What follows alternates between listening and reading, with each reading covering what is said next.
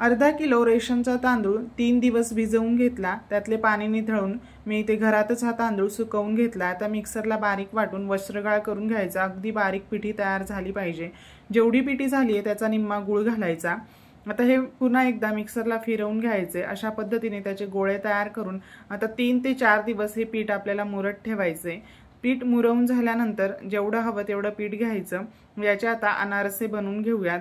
त्यामध्ये अगदी अर्धा ते 1 चमचाभर दूध घालून अशा पद्धतीने पीठ भिजवून घेतले।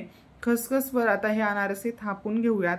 छोट्या छोट्या टिप्स सोबत व्हिडिओ YouTube चॅनलला डिटेल अपलोड केलाय, तो देखील नक्की बघा, कारण एका मिनिटामध्ये सर्व टिप्स सांगणं शक्य नसतं।